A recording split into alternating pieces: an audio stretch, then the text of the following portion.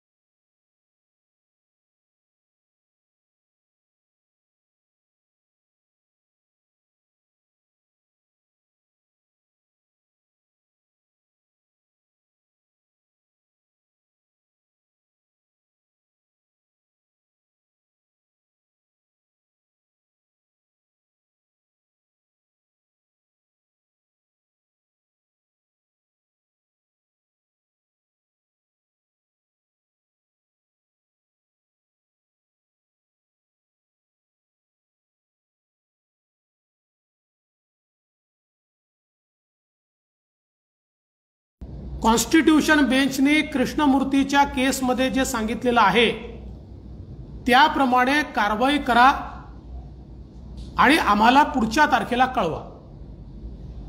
कधी सांगितलं?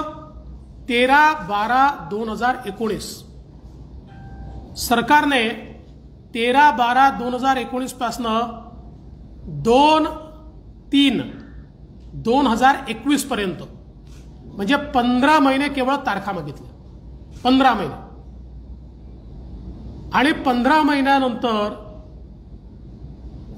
2/3/2021 2 मार्च 2021 ला एक ॲफिडेव्हिट सादर केलं, ज्या ॲफिडेव्हिटमध्ये त्यांनी सांगितलं की हो काही जिल्ह्यांमध्ये आमचं आरक्षण 50%च्या वर चाललेलं आहे आणि आम्हाला पुढचा वेळ देण्यात यावा।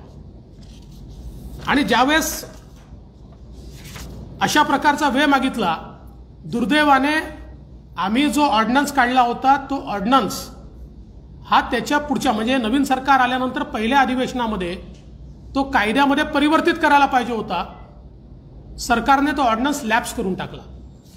आता परिणाम काय झाला की 15 महिन्यानंतर हे ॲफिडेव्हिट ज्यावेळेस सरकारने सादर केलं त्यावेळी कोर्ट चिडलं आणि कोर्टाने त्यांच्या जजमेंटमध्ये लिहून ठेवलेलं आहे की राज्य सरकार कोणतीही कारवाई न करता दुर्बल आणि बनावटी ग्राउंडवर या ठिकाणी तारीख मागते आहे।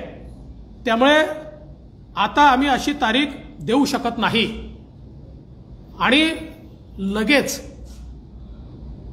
4 तारखेला सर्वोच्च न्यायालयाने एक निर्णय दिला आणि सर्वोच्च न्यायालयाने या निर्णयाप्रमाणे 50% वरचं नाही ते तर केलंच, पण 50%च्या खालचं देखील स्थगित केलं आणि सांगितलं की कॉन्स्टिट्यूशन बेंचने जी कारवाई सांगितली आहे ती कारवाई केली नाही, म्हणून आम्ही हे स्थगित करतोय. यानंतर मी स्वतः 5 तारखेला अधिवेशन सुरू होतं, 5 मार्चला अधिवेशनामध्ये सांगितलं की आपल्याला हे जर टिकवायचं असेल तर आपल्याला कॉन्स्टिट्यूशन बेंचने सांगितलेली कारवाई करावी लागेल.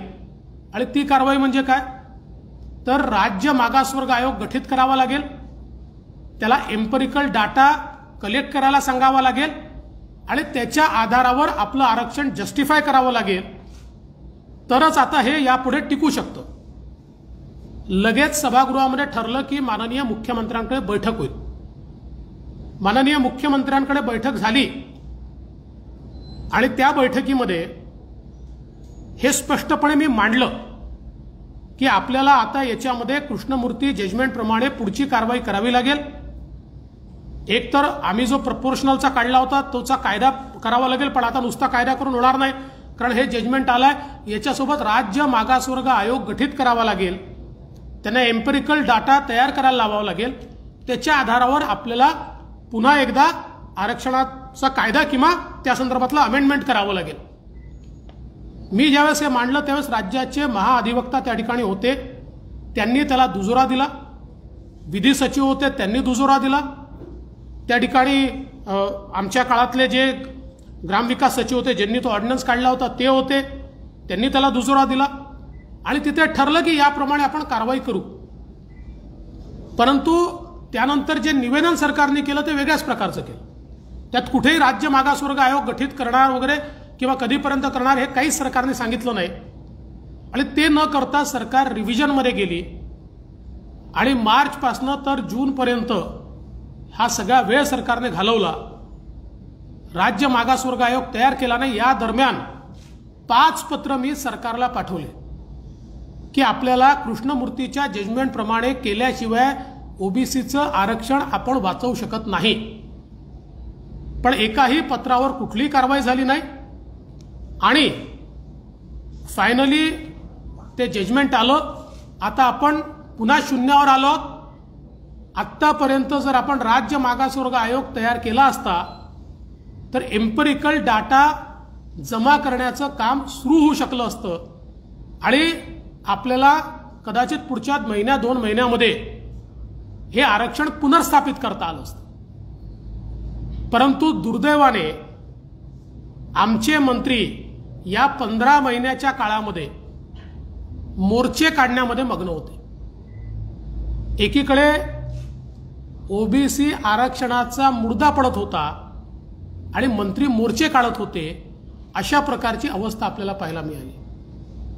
त्यांनी मोर्चे काढण्याच्या ऐवजी जर या केसेसमध्ये लक्ष घातलं असतं आणि त्या ठिकाणी अपेक्षा काय होती कोर्टाची, एवढीच अपेक्षा होती 13/12/2019च्या निर्णयाप्रमाणे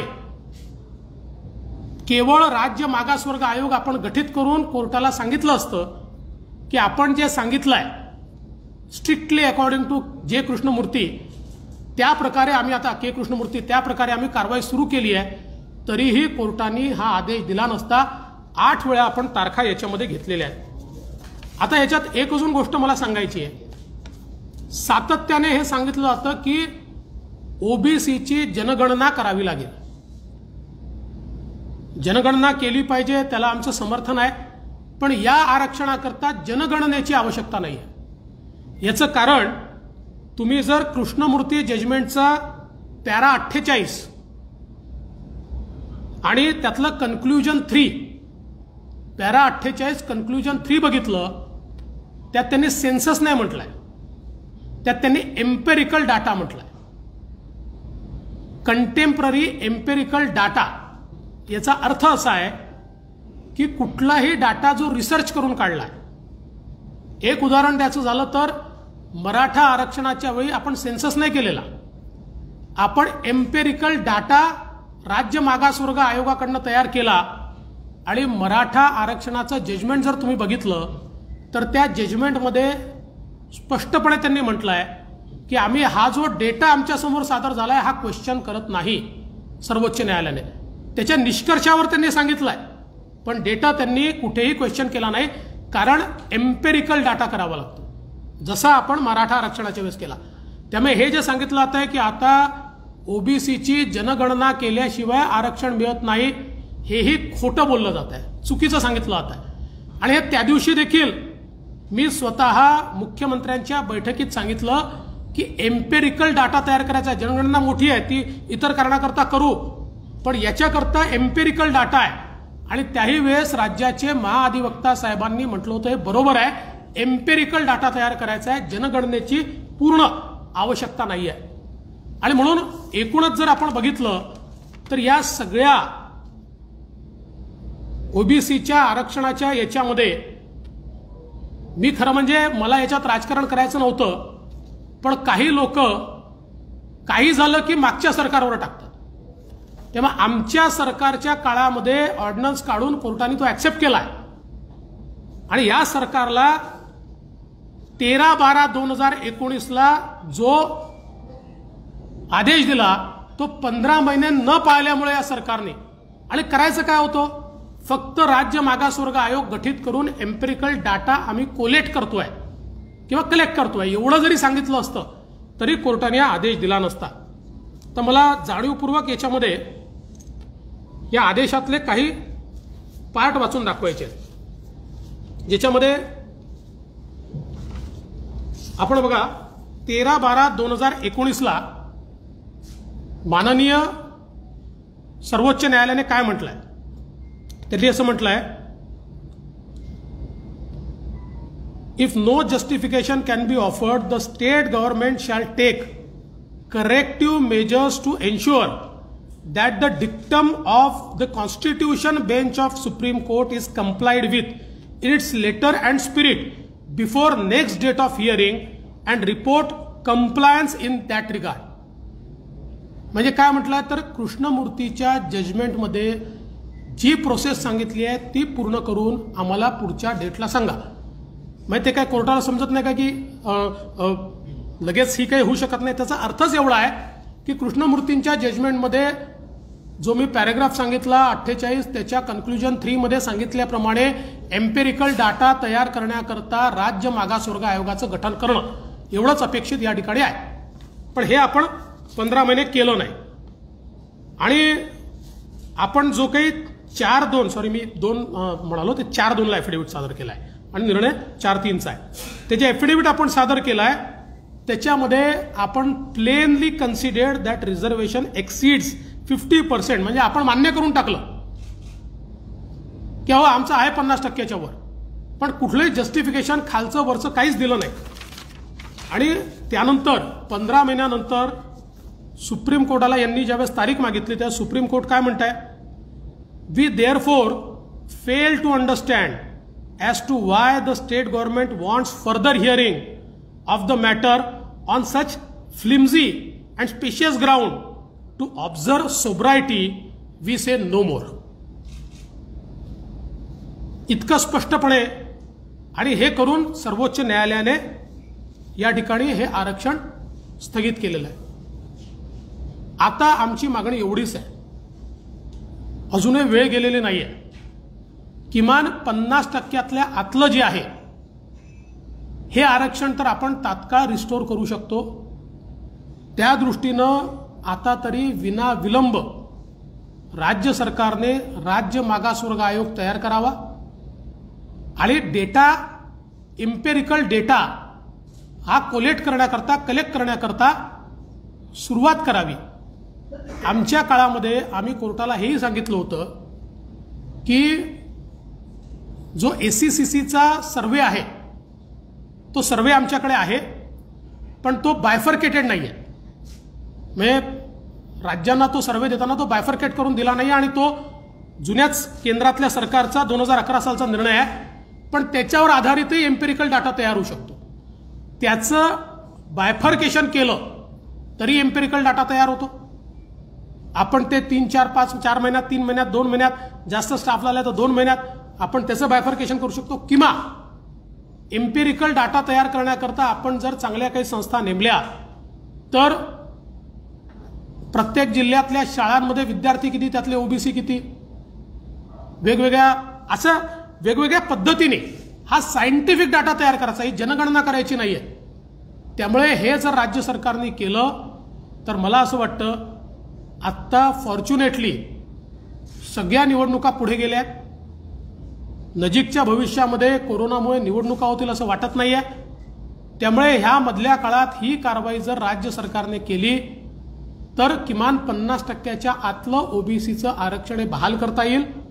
50% वर ज्या जिल्ह्यांमध्ये गेलाय ते उर्वरित, म्हणजे याच्यामध्ये विशेष प्रॉब्लेम जो येईल तो नंदुरबारला येईल, त्याच्यानंतर पालघरला येईल आणि यवतमाळला काही प्रमाणात येईल, पूर्ण नाही येणार, पण या 2 ठिकाणी तर, आणि सगळ्यात जास्त नंदुरबारला येईल. त्याच्या संदर्भात वेगळा विचार करून त्यातनं ओबीसीला न्याय कसा द्यायचा हा तिथे मार्ग काढला जाऊ शकतो. पण किमान इतरत्र मात्र सगळीकडे ओबीसी आरक्षण हे पुनर्स्थापित होईल. हे तात्काळ सरकारने केलं पाहिजे अशी आमची मागणी आहे. सर, तुम्ही जो ऑर्डिनन्स काढला होता ज्यावेळेस सरकारने त्याचं तंत्र पालन केलं असतं तर 90 जागा अर्थातच त्यापैकी आणि कडचंही आरक्षण होण्यासाठी काय मदत झाली असते का सरकारला? हे वरच्याच आरक्षणाकरता होतं.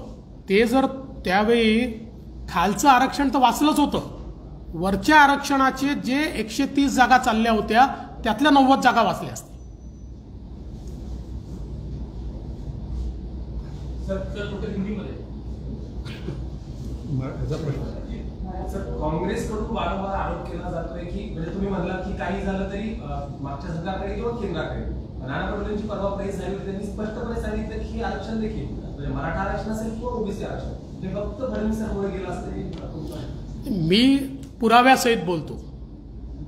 मी सर्वोच्च न्यायालयाचे जजमेंट्स आपल्याला वाचून दाखवले तारखेवार, आणि त्यात हे स्पष्टपणे दिसत आहे की आम्ही वाचवलं यांच्या काळात गेलं. अरे तुमचं सरकार येऊन 15-15 महिने झाले, आता 18-18 महिने झाले ना, 15-15, 16-16 महिन्यानंतर. आणि तुमच्या हा आदेश आमच्या सरकारला दिला नव्हता. 13-12चा आदेश हा तुमच्या सरकारला दिला होता आणि त्यानंतर 15 महिने तुम्ही काहीच केलं नाही, म्हणून सर्वोच्च न्यायालयाने तो निर्णय दिला. असं आहे की खोटं बोलायचं म्हणजे या सरकारमधले काही नेते आणि मंत्री, जगामध्ये खोटं बोलण्याची कॉम्पिटिशन झाली तर पहिले 10 तर तेच येते. म्हणजे मराठा आरक्षणावर तेच, ओबीसी आरक्षणावर तेच. आपला नाकर्तेपणा लपवण्याचं हे काम यांचं चाललेलं आहे. आणि म्हणूनच मी आज तेवढ्याच करता म्हणजे हे मोर्चे काढत होते त्यावेळी, आणि त्याच वेळी म्हणजे हे अध्यक्ष होते ना, का लॅप्स होऊ दिला ऑर्डिनन्स?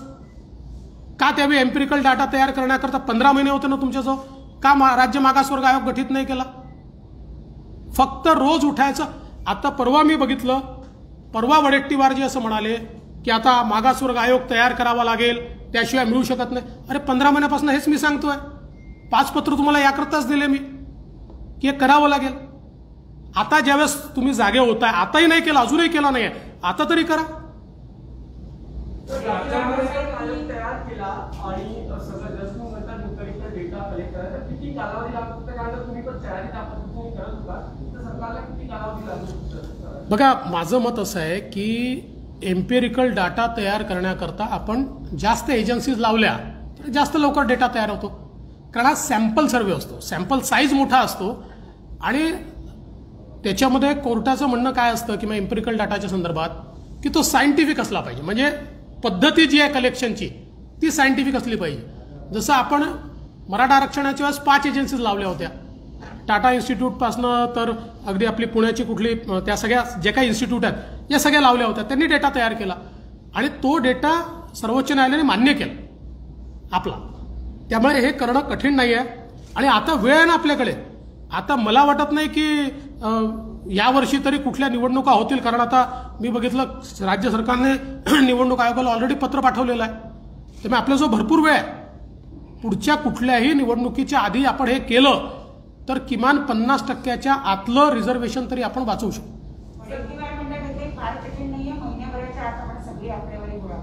नाही, चांगलं आहे. माझं म्हणणं काय आहे की महिन्याभरात करा, आम्हाला तर आनंद आहे. पण हे जर शहाणपण हे आधी सुचलं असतं किंवा 4 मार्चला निर्णय आल्यानंतर या मधल्या काळात ते सुचलं असतं तर महिना नाही, तुम्हाला 3 महिने होते, होऊन गेलं असतं ना. नाही केलं तुम्ही. करा, महिन्याभरात करा. आणि आम्ही सांगतो आमची मदत पाहिजे. म्हणजे ते फार मोठे लोक आहेत आणि फार हुशार लोक आहेत, त्यामुळे आमच्यासारख्या लोकांची त्यांना म्हणजे ज्यांना काही फार समजत नाही याची मदत आवश्यकता नाही, पण तरी त्यांना लागली तर आम्ही द्यायला तयार. पेट्रोलचे दरवाढ झाले नाही, आता हा विषय घ्या पहिले, त्याच्यावर बोलतो. नाही, आता पहिले हा विषय संपला असेल तर मग दुसरा विषय. मराठा आरक्षण त्याचबरोबर ओबीसी आरक्षण सुद्धा सरकार टिकवू शकलं नाही. आतापर्यंत सुप्रीम कोर्टाचा सेन्स झालेला आहे आरक्षणाच्या बाबतीत प्रामुख्याने महाराष्ट्राच्या बाबतीत तो नकार घंटेचा आहे. कारण त्यामध्ये सरकारने कोणती तयारी केली नाही अशा पद्धतीने वारंवार सांगितलेलं आहे. आणि या ओबीसीच्या आरक्षणामध्ये पण ते दिसते 15 महिने दिले सांगतात भरायला. तर पुढची अडचण वाढणार आहे का मराठा आरक्षण? नाही, माझं मत असं आहे की कायदा समजून घेतला पाहिजे. आमच्या काळामध्ये आम्ही कायदा समजून घेऊन त्याप्रमाणे कारवाई करायचो. भाषणं देऊन नाही होत, मोर्चे काढून नाही होत, ते महत्त्वाचे असतात. लोकशाहीमध्ये मोर्चांचं आपलं महत्त्व आहे, पण त्याच वेळी जर कायदा समजून त्याच्यावर कारवाई केली नाही तर अशी वेळ येते. सर, अनेक निर्णय आहेत, पदोन्नतीचं आरक्षण असेल, ओबीसी असेल, मराठा असेल. मुख्यमंत्री तुमचे मित्र आहेत, अनेक गोष्टी झाल्यानंतर त्यांना धक्का बसतो का? कारण बऱ्याचदा असं वाटतं की मुख्यमंत्र्यांना याबद्दल काही माहिती कळू दिली जात नाही. नाही, असं आहे की या सगळ्या संदर्भात त्या खात्याचे जे मंत्री आहेत, सरकारमधले जे अधिकारी आहेत, यांनी वेळोवेळी मुख्यमंत्र्यांच्या निदर्शनास ते आणून दिलं पाहिजे आणि त्याच्यावर मुख्यमंत्र्यांनी निर्णय घेतले पाहिजे. आता हे मुख्यमंत्र्यांच्या निदर्शनास त्यांनी आणून दिलं की नाही दिलं ह्याची मला कल्पना नाही. याच्यात तर आता रिव्ह्यू पिटिशन नाही आहे ना, याच्यातली रिव्ह्यू पिटिशनही खारिज झाली आहे. ओबीसी मधली रिव्ह्यू पिटिशनही खारिज झाली आहे. त्यामुळे आता रिव्ह्यू पिटिशनचा दरवाजा ओबीसीत ओपन नाही. आता राज्य मागासवर्ग आयोग तयार करणे, डेटा कलेक्ट करणे आणि पुन्हा नव्याने ते बहाल करणे, आणि ते शक्य आहे. त्याच्यामध्ये कोर्टानेच सांगितलं ते शक्य आहे. संभाजीराजेंनी जी मराठा आरक्षणासंदर्भात ज्या वेगवेगळ्या पक्षांशी नेत्यांशी भेट घेतली त्याच्याशी भारतीय जनता पार्टी त्यांच्या भूमिकेशी सहमत आहे.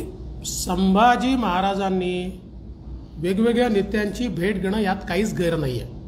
मला देखील ते भेटले होते आणि त्यांची भूमिका अशी आहे की या प्रश्नावर सगळ्या पक्षांनी एकत्रित आलं पाहिजे आणि आमची त्याला तयारी आहे. मी त्यांना सांगितलं की आपण सांगा कोणाच्याही बैठकीला मी जायला तयार आहे. या संदर्भात आमच्यात राजकीय भूमिका नाही, आम्ही सगळे एकत्रितपणे बसायला तयार आहोत. फक्त मी त्यांना एक सूचना केली की समोरच्यांनाही सांगा की राजकारण करू नका.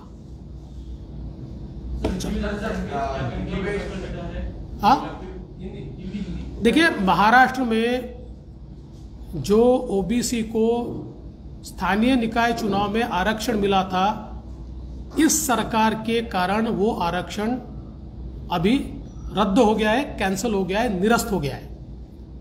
मूल रूप से इस सरकार के आने के बाद 13/12/2019 13 दिसंबर 2019 को सुप्रीम कोर्ट ने सरकार को कहा था कि 2010 का के कृष्णमूर्ति का जो कॉन्स्टिट्यूशन बेंच का जजमेंट है, उस जजमेंट को लेटर एंड स्पिरिट में आप इंप्लीमेंट कीजिए और हमको उसका कंप्लायंस रिपोर्ट दीजिए. 15 महीनों तक राज्य की सरकार ने उसके ऊपर कोई कार्रवाई नहीं की और फिर मात्र एक रिपोर्ट राज्य की सरकार ने दाखिल किया जिसमें उन्होंने कहा, एक एफिडेविट, कि हाँ हम मानते हैं कि कुछ जिलों में 50% से ज्यादा यह आरक्षण चला गया है. और उसके चलते सुप्रीम कोर्ट ने उसको निरस्त किया और कहा के कृष्णमूर्ति के जजमेंट के अनुसार कार्रवाई करने को कहा था, आपने नहीं किए. उसके बाद मैं बारंबार सरकार को यह कह रहा था कि हमको बैकवर्ड क्लास कमीशन तैयार करना चाहिए, एम्पेरिकल डाटा तैयार करना चाहिए और इसको जस्टिफाई करना चाहिए, तो सुप्रीम कोर्ट के मैंडेट में हम बैठेंगे. सरकार ने नहीं किया. सरकार रिव्यू पिटिशन में गई. रिव्यू पिटिशन भी सरकार की खारिज हो गई है। और अब हमारी मांग यह है, इस सरकार के कारण ओबीसी का आरक्षण गया है, अभी सरकार ने तुरंत मागास वर्ग आयोग गठित करना चाहिए और तुरंत इस सरकार ने इसकी कार्रवाई पूरी करके हमारे ओबीसी को आरक्षण बहाल करना चाहिए। चला, धन्यवाद। ये है बाबा।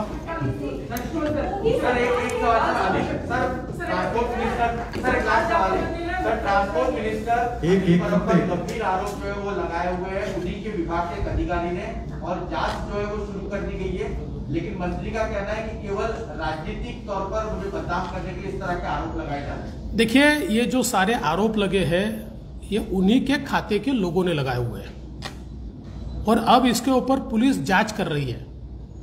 हम इस पर नजर रखे हैं, क्या पुलिस निष्पक्ष जांच करेगी, इस पर हमारी नजर है। हम पुलिस की जांच पर नजर रखते हुए उचित समय पर इसमें इंटरवीन करेंगे और अगर जहां ध्यान में आता है कि पुलिस उनको दबा रही है, इस केस को दबा रही है, तो ऐसे समय निश्चित रूप से हम अपनी प्रतिक्रिया देंगे। लास्ट मोदी सरकार के 7 साल का लेखा जोखा देखें तो सबसे बड़ी उपलब्धि आप क्या मानते हैं? देखिए, एक उपलब्धि में उसको समेटा नहीं जा सकता, लेकिन मैं ऐसा मानता हूं जिस प्रकार से पिछले 7 सालों में भारत ने प्रगति की है और गरीब कल्याण का जो एजेंडा इस देश में चला है वो महत्वपूर्ण है। बस